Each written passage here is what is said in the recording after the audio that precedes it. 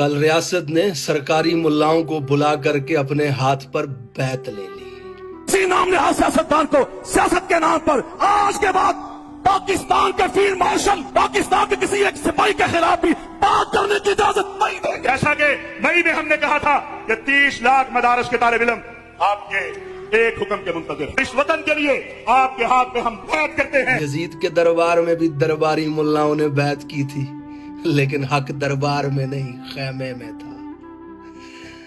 ابو حنیفہ کو بغداد کی گلیوں میں کوڑے مارے گئے، ریاست کی بیعت نہیں کی انہوں نے، جبر کے سامنے کھڑے رہے کیونکہ حق بغداد کی گلیوں میں تھا، دربار میں نہیں تھا۔ احمد بن حنبل پہ جب ریاستی جبری عقیدہ مسلط کرنے کی کوشش کی گئی تو بغداد کے زندان میں بازو توڑوا لیا، کوڑے کھا لیے، لیکن دربار کی بیعت نہیں کی کیونکہ حق بغداد کے زندان میں تھا، دربار میں نہیں۔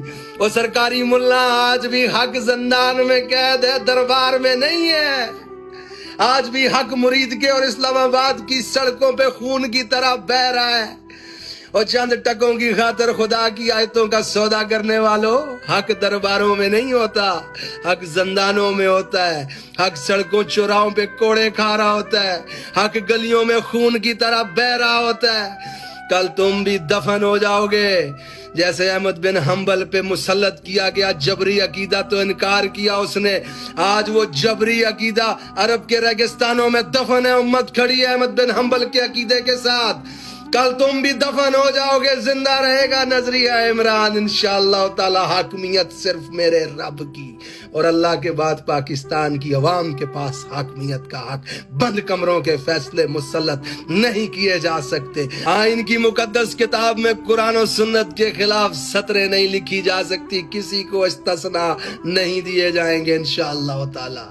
یہ سرکاری ملا کہہ رہا ہے 30 لاکھ طلبہ آپ کے اشارے کے منتظر ہیں، مائیں بھیجتی ہیں اللہ کا دین سیکھنے کے لیے، یہ ڈالری جنگوں میں کٹوانے کے چکر میں۔ آج وہ طلبہ پوچھ رہے ہیں افغانستان کے ساتھ جنگ جاری ہے، سامنے لڑنے والے کے چہرے پہ داڑھی ہے، خدا کو سجدہ کرتا ہے، اس کے جھنڈے پہ لا الہ الا اللہ محمد رسول اللہ لکھا ہوا ہے، وہ اشرفی مر گئے تو شہید کون ہوگا؟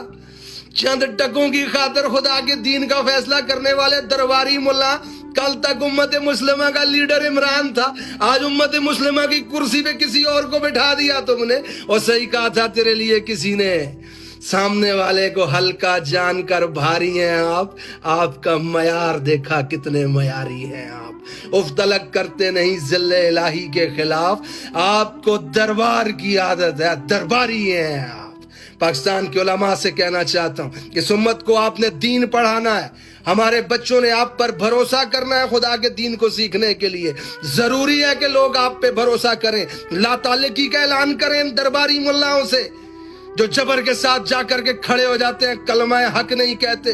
وہ امام احمد بن حنبل زندان میں گئے، کوڑے کھائے، ابو حنیفہ کو کوڑے لگے، وہ ان میں سے کسی کو کوڑے کیوں نہیں لگتے؟ اور ان میں سے کسی کو زندانوں میں کیوں نہیں ڈالا جاتا؟ یہ جبر کے نیچے ککڑی بن جاتے ہیں، یہ اپنے چند ٹکوں کی خاطر خدا کے دین کو بیچتے ہیں۔ علماء حق سے گزارش ہے اپنے آپ کو الگ کریں ان سے، قوم کے بچوں کو بتائیں کہ ان کا خدا کے دین کے ساتھ کوئی تعلق نہیں ہے، آپ انبیاء کے وارث ہیں، آپ نے ہماری نسلوں کو دین پڑھانا ہے، یہ لازم ہے کہ ہمارے بچے آپ پر بھروسہ کریں۔ ہٹائیں اپنے آپ سے، ان کو بتائیں قوم کو آ کر کے درباری ملا ہے، دین کے ساتھ کوئی تعلق نہیں ہے، یہ دربار کی بیعت کرے گا، اس کی جنت جہنم سب کچھ دربار ہے، یہ طاقتوروں کے سامنے سجدے کرنے والے علماء ہیں۔ کہیں لوگوں کو اپنے آپ کو الگ کریں ان درباری ملاؤں سے۔